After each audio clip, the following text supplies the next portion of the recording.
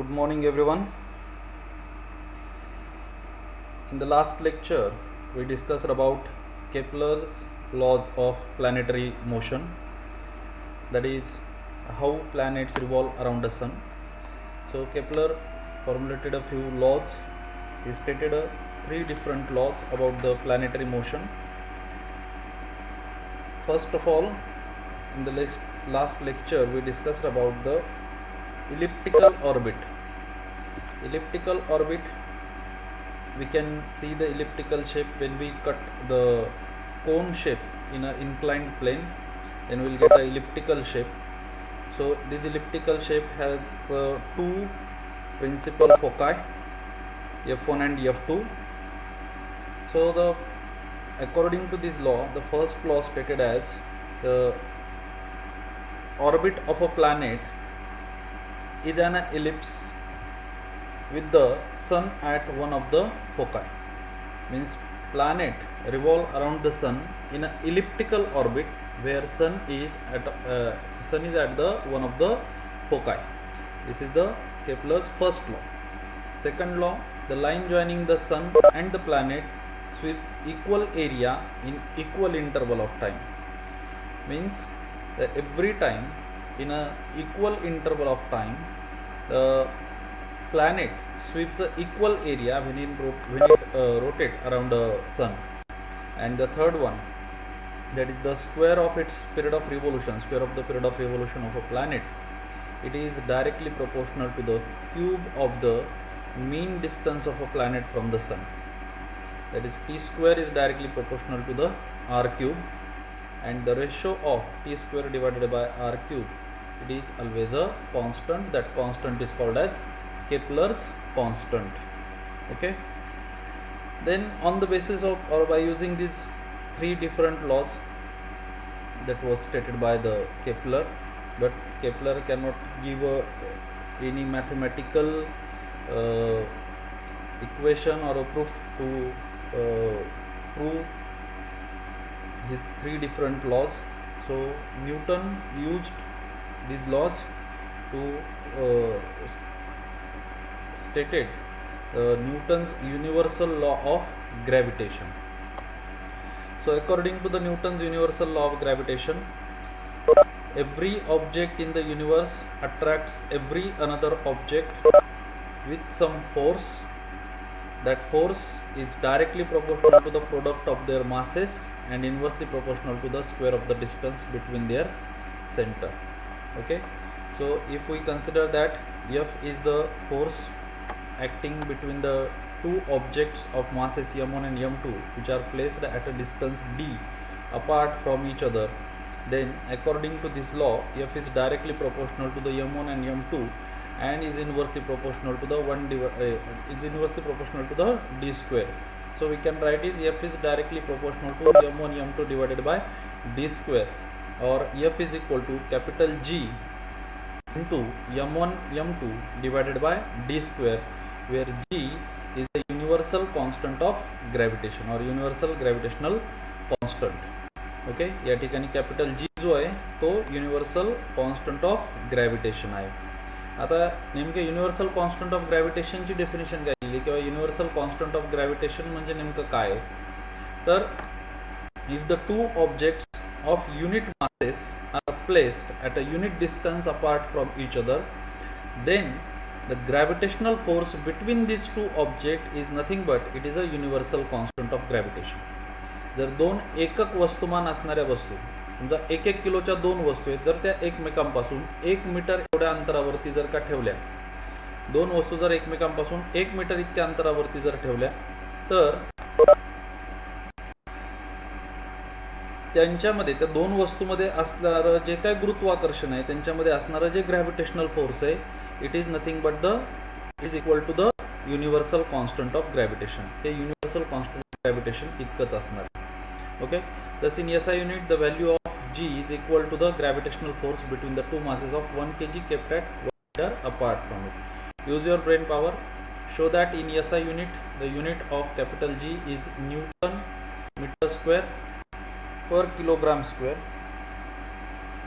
or Newton meter square into kilogram raised to power minus 2 The value of capital G was first experimentally measured by Henry Cavendish in SI unit. Its value is 6.673 into 10 raised to power minus 11 newton metre square per kilogram square. Okay, ही capital G ची value आहे. Capital G हा constant आहे. पुढे आपण जे numerical वगैरे बघणार आहे त्याच्यामध्ये कॅपिटल जी ची व्हॅल्यू आपल्याला या ठिकाणी घ्यायची. कॅपिटल जीचा जो काही एस आय युनिट आहे ते तुम्हाला प्रूव्ह करून दाखवायचं आहे. कॅपिटल जीचं एस आय युनिट जे आहे, आवाज येत नाही, कोण आहे तो? Ramesh.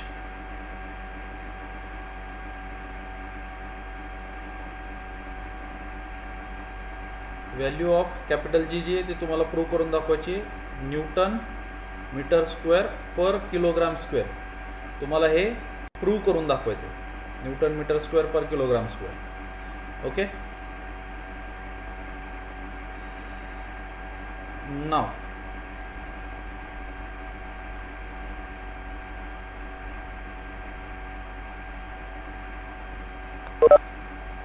the center of mass of an object is the point inside or outside the object at which the total mass of the object can be assumed to be concentrated. The center of mass of a spherical object having uniform density is at its geometrical center. The center of mass of any object having a uniform density is at its centroid. Okay, आता centre of mass आपण कालच्या तासामध्ये जी concept बघत होतो आपण, की two objects are at a distance d apart from each other, then the gravitational force between them, it is directly proportional to the square product of their masses and inversely proportional to the square of the distance between their center. So आता यांचे centre कसे घ्यायचे? जर दोन object जर का हे spherical shaped जर असतील, स्पेरिकल आकाराचे जर का ते दोन्ही ऑब्जेक्ट असतील, तर त्यांचं जे सेंटर आहे, त्यांचं जिओमेट्रिकल सेंटर आहे, त्या जिओमेट्रिकल सेंटरच्या मधलं असलेलं अंतर आपल्याला घेता येईल. पण जर दोन ऑब्जेक्ट जर काही इरेग्युलर शेप जर असतील, जर त्यांचा शेप हा इरेग्युलर असेल, तर त्यांचं जे सेंटर ऑफ मास जे, सेंटर ऑफ मास काय? It is the point within the object or inside the object or outside the object where its all mass is concentrated. Okay, ज्याचा जे पूर्ण मास आहे ते पूर्ण मास त्याचं त्या ठिकाणी काय झालेलं आहे? कॉन्सन्ट्रेट झालेलं आहे. ओके, रुईकर आवाज येतोय?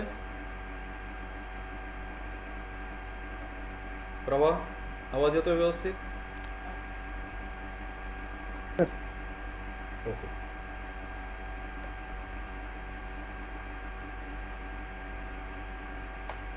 Okay, now let us C.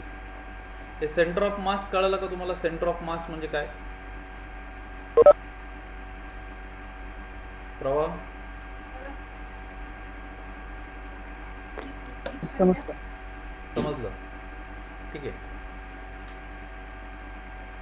Why did Newton assume inverse square dependence on distance in his law of gravitation?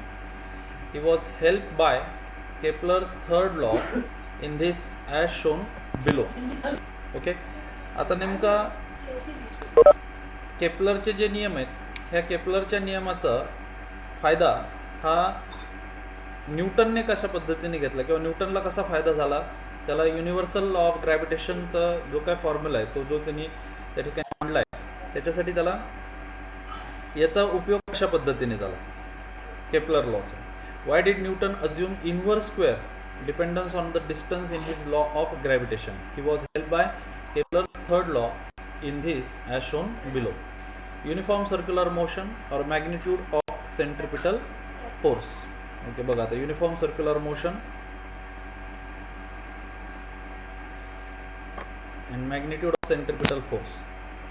Consider an object moving in a circle with constant speed. एखादा object consider करा की जे circle मध्ये move होतोय, moving in a circle मध्ये move होतोय with a constant speed, की ज्याचा स्पीड कसा आहे? कॉन्स्टंट आहे, स्थिर आहे.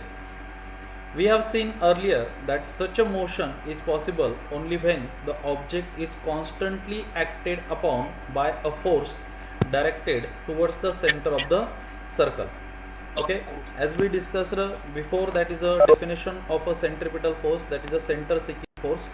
So when a object is moving in a circular motion with a constant speed and it's all the force it is acted towards the center, such a motion is possibly when the object is constantly acted upon by a force directed toward the center of the circle. This force is called as a centripetal force.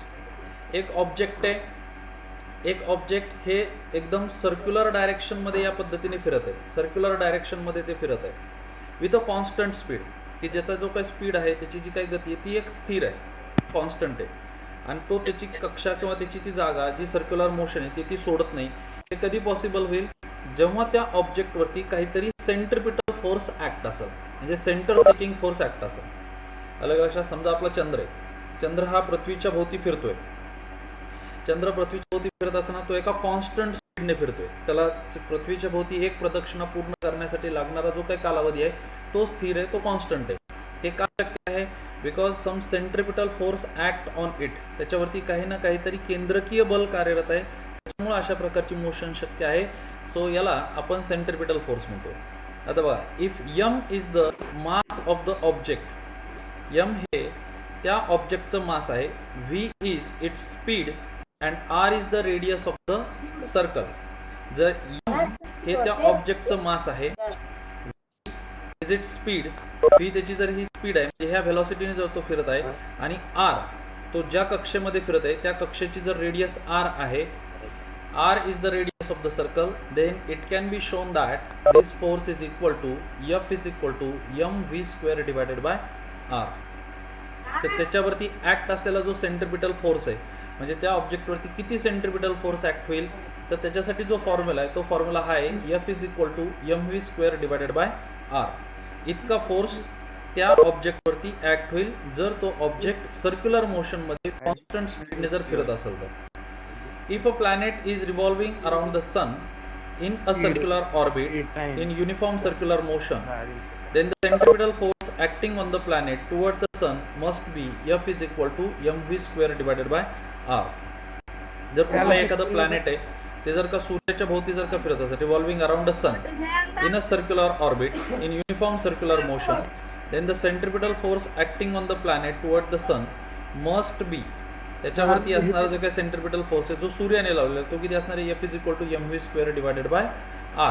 म्हणजे हे magnitude आहे, कशाची magnitude आहे तर जे सर्व प्रकारचे असणारे जे प्लॅनेट आहेत किंवा कुठल्याही प्रकारचा असणारा जो सेंट्रिपिटल फोर्स ज्याच्यावरती ऍक्ट होतोय, तर सेंट्रिपिटल फोर्सची मॅग्निट्यूड किती असेल, किती सेंट्रिपिटल फोर्स ऍक्ट होऊ शकतो, तर या फॉर्म्युलावरून आपल्याला तो काढता येईल. Centripetal force is equal to mv square, where m is the mass of this object, v is the speed of this object and r is the radius of its orbit.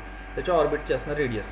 where m is the mass of the planet, v is the speed and r is its distance from the sun. r हे त्याचं सूर्यापासून असलेलं अंतर. the speed of the planet can be expressed in terms of the period of revolution, that is capital T, as follows. आता त्या ऑब्जेक्टची जी काही speed असणार आहे, व्हेलॉसिटी किती असणार आहे, किंवा एखादं प्लॅनेट आहे ते सूर्याच्या भोवती फिरते, तर त्या त्याची स्पीड कशी काढायची आपल्याला, तर स्पीड काढण्यासाठी आपल्याला त्याचा जो पिरियड ऑफ रिव्होल्यूशन आहे त्याला सूर्याच्या भोवती एक परिक्रमा पूर्ण करण्यासाठी किती वेळ लागतो, एक फेरी पूर्ण करण्यासाठी किती वेळ लागतो, त्याला पिरियड ऑफ रिव्होल्यूशनवरून आपल्याला त्याचा स्पीड काढता येईल.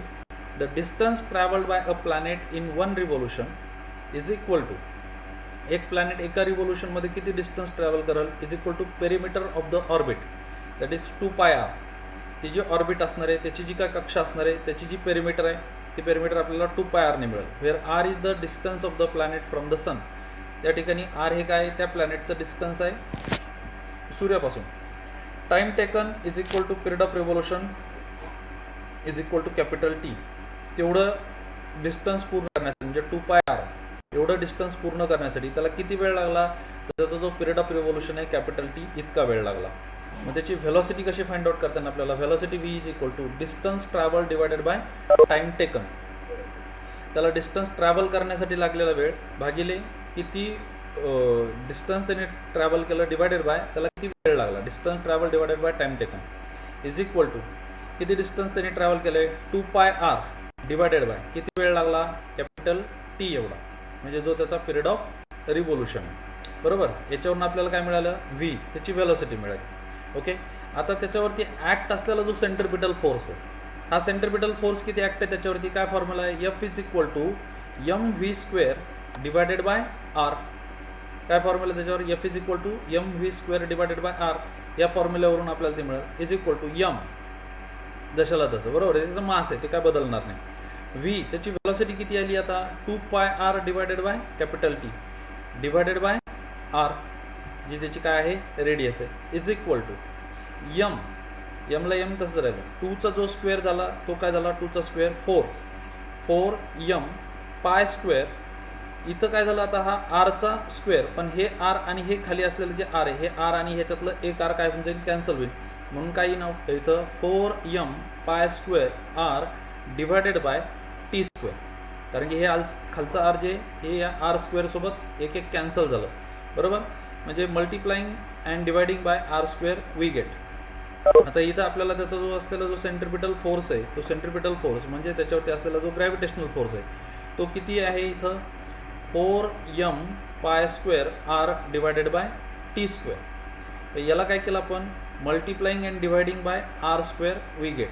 आर स्क्वेअरने याला मल्टिप्लाय केलं आणि डिवाइड केलं, so we get F is equal to 4 pi square.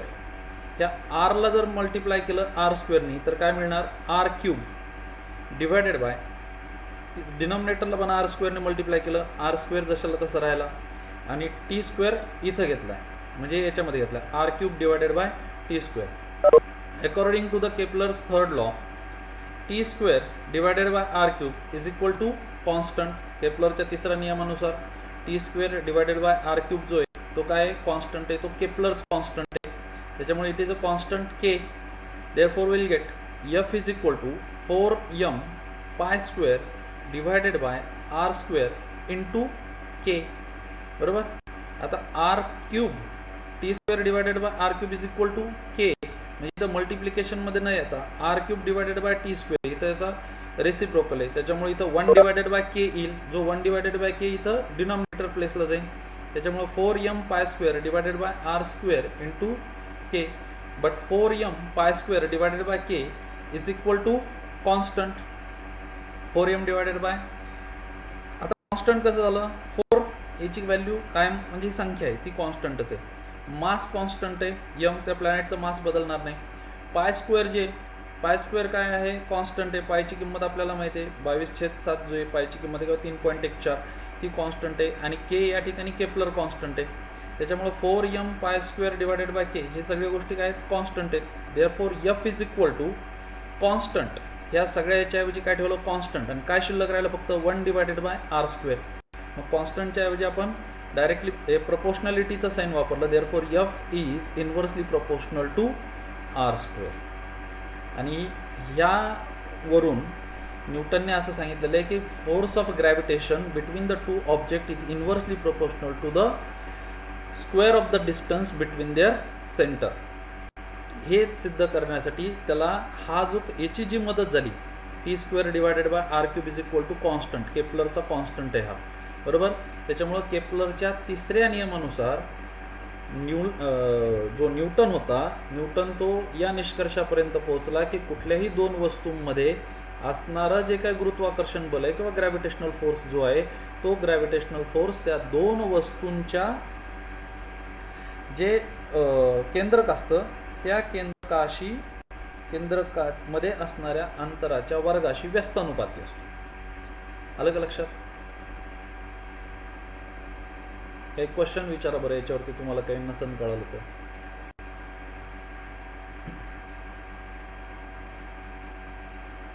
थोडंसं आता हे कसं, हे इक्वेशन आहे, हे समोर बोर्डवरती वगैरे समजून सांगणं थोडं वेगळं पडेल. इथं आता तुम्हाला समोर स्क्रीनवरती मी सांगतोय. हे लक्षात आलं का तुमच्या, कसं आलं ते? परत एकदा पहा. याच्यामध्ये आपण इथं काय केलेलं आहे की एक मॅग्निट्यूड कन्सिडर केली. कशाची मॅग्निट्यूड कन्सिडर केलेली आहे की कुठल्याही ऑब्जेक्टवरती जो सेंट्रिपिटल फोर्स जो ॲक्ट असतो, तो सेंट्रिपिटल फोर्स त्या ऑब्जेक्टवरती किती असतो, तर F is equal to mv² divided by R एवढा सेंट्रिपिटल फोर्स त्या ऑब्जेक्टवरती ॲक्ट असतो. मग आपण एक प्लॅनेट कन्सिडर केलं की जे प्लॅनेट सूर्याच्या भोवती फिरतोय एका कॉन्स्टंट स्पीडने. एक प्लॅनेट आहे जे सूर्याच्या भोवती फिरते.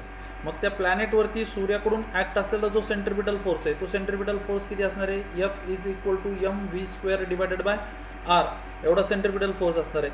त्या प्लॅनेटची व्हेलॉसिटी किती आहे? तर त्या प्लॅनेटची व्हेलॉसिटी कुठमध्ये आपल्याला भेटेल? तर त्या प्लॅनेटची व्हेलॉसिटी काढण्यासाठी आपल्याला एक त्या प्लॅनेटचं पिरियड ऑफ रिव्हॉल्युशन जो आहे तो आपल्याला माहिती आहे. जसं आपल्याला माहिती आहे पृथ्वीला सूर्याच्या भोवती फिरण्यासाठी 365 दिवस लागतात. ह्या जशा टर्म्स आपल्याला माहिती आहे तसं पिरियड ऑफ रिव्हॉल्युशनमध्ये ते आलं. मग किती डिस्टन्स कव्हर करतं? ती जी काय ऑर्बिट असणार आहे त्याची जी काय ऑर्बिट असणार आहे त्याची जी पेरिमीटर आहे त्या ऑर्बिटची जी पेरिमीटर आहे ज्या कक्षेमध्ये तो फिरतोय त्याची पेरिमीटर म्हणजे 2πr एवढं डिस्टन्स तो टी एवढ्या वेळामध्ये कव्हर करतो.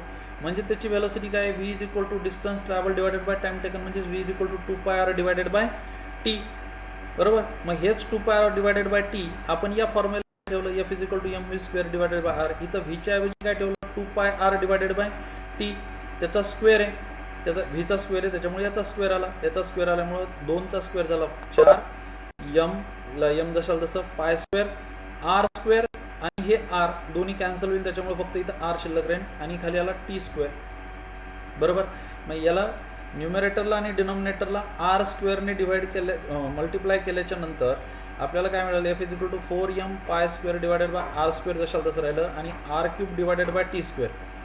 पण आपण सांगितलेलं की t² डिवायडेड बाय r³ म्हणजे केपलर्स कॉन्स्टंट त्याच्यामुळे याला कॉन्स्टंट ठेवलं आणि याच्यातल्या ज्या ज्या व्हॅल्यू कॉन्स्टंट राहण्यासारख्या त्या सगळ्या बाजूला घेतल्या. म्हणजे 4 कॉन्स्टंट राहील, मास कॉन्स्टंट राहील, पाय कॉन्स्टंट आहे आणि k हा केपलर कॉन्स्टंट आहे. त्याच्यामुळे हे सगळ्या गोष्टी कॉन्स्टंट झाल्या त्याच्यामुळे F is equal to constant into 1/r². Therefore F is inversely proportional to r².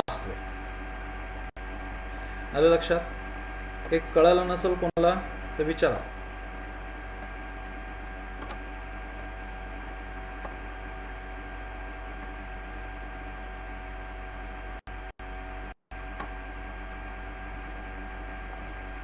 Okay ठीक आहे, समजलंय? ठीक आहे, नेक्स्ट बाबा बघू. तर the Newton concluded that the centripetal force, which is the force acting on the planet and is responsible for its circular motion, must be inversely proportional to the square of the distance between the planet and the sun. Newton identified this force, which the force of gravity, and hence postulated the inverse square law of gravitation. The gravitational force is much weaker than other forces in nature, but it controls the universe and decides its future. आता हा जो काही formula आहे याच्यावरून न्यूटनने त्याची theory मांडली. Theory of gravitation जी आहे, law of gravitation जो आहे that is F is inversely proportional to the square the distance between the any two object. So इतर फोर्सेसच्या तुलनेमध्ये ग्रॅव्हिटेशनल फोर्स हा फार वीक आहे. पण हा ग्रॅव्हिटेशनल फोर्स पूर्ण युनिवर्स कंट्रोल करतो आणि त्या युनिवर्सचं फ्युचर काय असेल ते सुद्धा ते ग्रॅव्हिटेशनल फोर्स कंट्रोल करत असतो. This is possible because of the huge masses of the planet. हे कशामुळे शक्य झालं? तर जे मास प्लॅनेट्स आहेत त्याचे जे काही मासेस आहेत त्याच्यामुळे हे शक्य झालं. Stars masses of the planet, stars and other constituent of the universe. युनिवर्समध्ये असणारे जे घटक आहेत त्यांचे जे काही प्रचंड मोठे जे वस्तुमान आहेत त्याच्यामुळं हा वीक फोर्स असून सुद्धा त्या ठिकाणी कन्सिडरेबल फोर्स आहे जो युनिवर्स कंट्रोल करत असतो.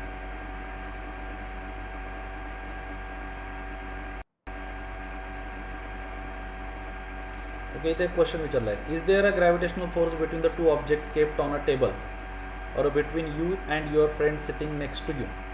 Yes, obviously any two objects have a gravitational force. Every object attracts every another object towards its center. So that's why if there are two objects placed on a table, kept on a table, there must be some gravitational force between them, as well as if you and your friend is sitting on the bench, then both of you getting attracted towards each other with force, that is a gravitational force. If yes, why don't the two move towards each other?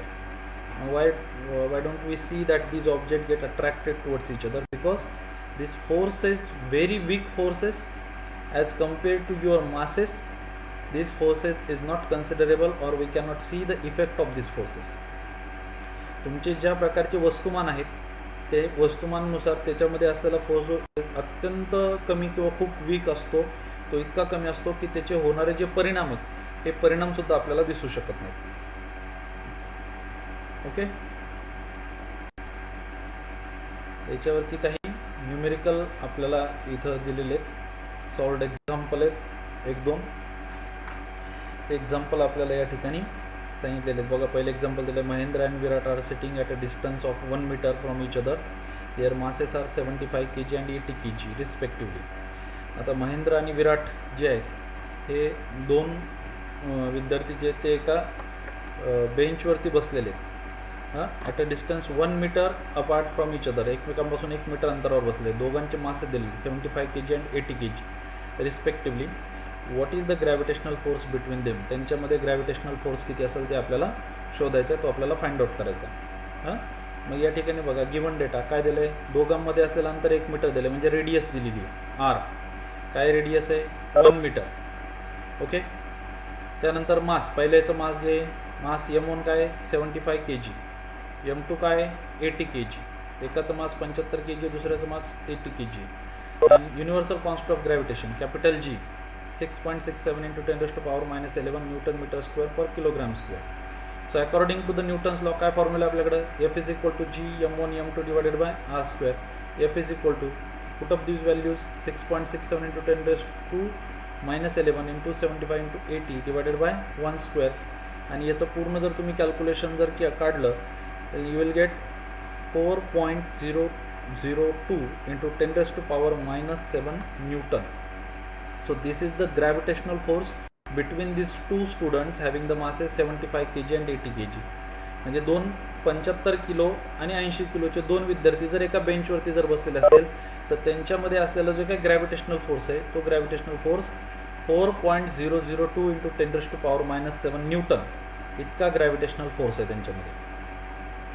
This is very small force if the force of friction between the Mahendra and the bench on which he is sitting is 0, then he will start moving towards Virat under the action of this force.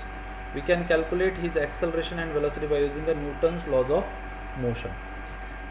आता हा force किती weak आहे, जर या दोघांमधलं frictional force जर 0 आहे असं जर आपण कन्सिडर केलं, म्हणजे याच्यामध्ये फ्रिक्शनल फोर्सच नाही आहे असं जर कन्सिडर केलं, तर हळूहळू हे दोन्ही विद्यार्थी जे आहेत ते एकमेकांच्या जवळ जाताना आपल्याला दिसते.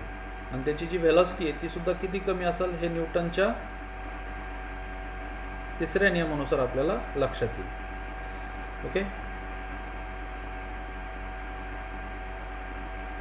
10⁻⁻7 कसं, आता हे कॅल्क्युलेशन तुम्ही जर करून बघितलं ना, हे कॅल्क्युलेशन इथं 10⁻⁻11 आहे, इथं मल्टिप्लिकेशन जेव्हा होईल म्हणजे 6.67 × 75 × 80 याचं मल्टिप्लिकेशन केल्याच्या नंतर जे काही येईल त्याच्यामध्ये हा पॉईंट इथं सरकवलेला आहे बघा, म्हणजे हा पॉईंट इथं 4च्या इथं पुढं जसा तुम्ही घेणार तसं याच्या पॉवरमध्ये चेंजेस झालेले आपल्याला दिसते.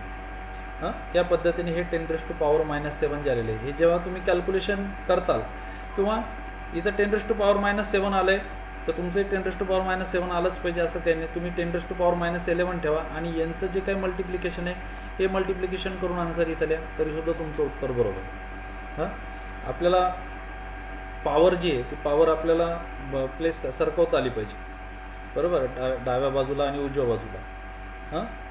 तर ते त्याच्यातला तो प्रकार आहे. तर हा आहे ग्रॅव्हिटेशनल फोर्स दोन स्टुडंटमधला. आता इथं अजून एक एक्झाम्पल त्यांनी आपल्याला दिलं. In the above example assuming that the bench on which the Mahendra is sitting is frictionless. असं अज्युम करू आपण की त्या ठिकाणी असलेला जो बेंच आहे तो बेंच फ्रिक्शनलेस आहे, फ्रिक्शनल फोर्स त्या ठिकाणी 0.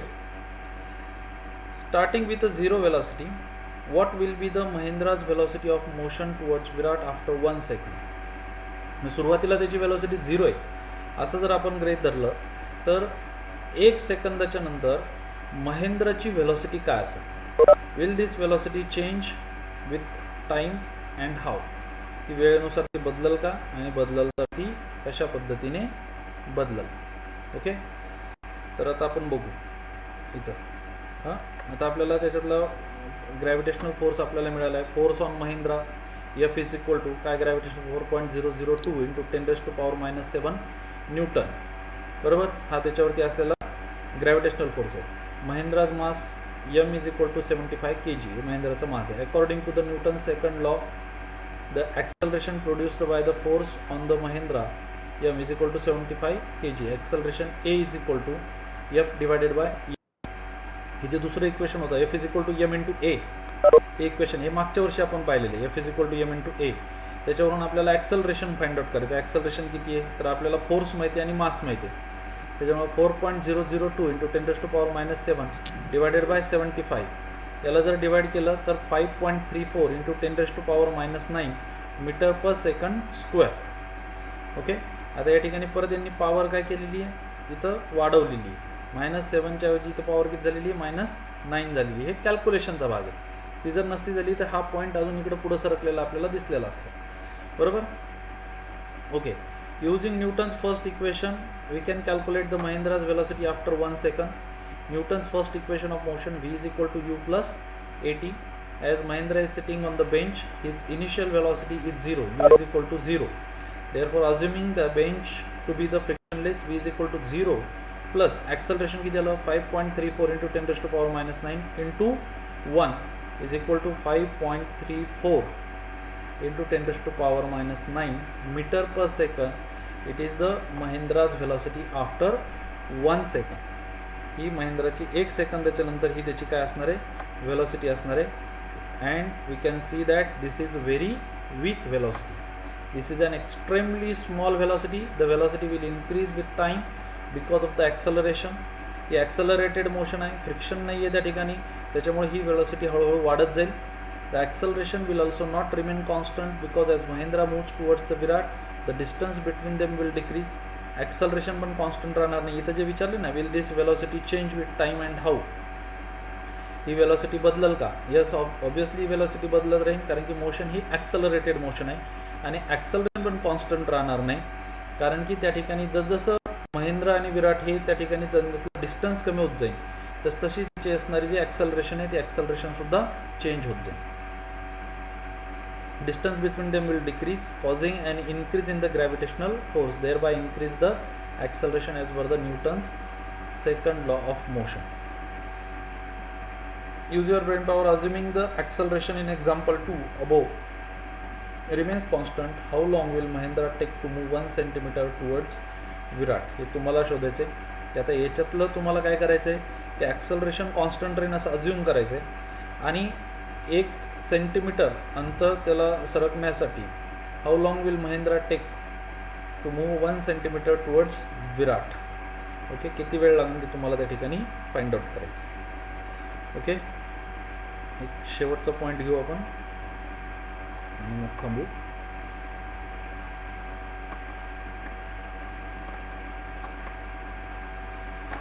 You must be knowing about the high and low tides that occurs regularly. तुम्हाला हाय टाइड्स आणि लो टाइड जे ते हाय टाइड्स आणि लो टाइड्सबद्दल तुम्हाला माहिती असेल. या नेहमी आपल्याला दिसतात, होत असतात.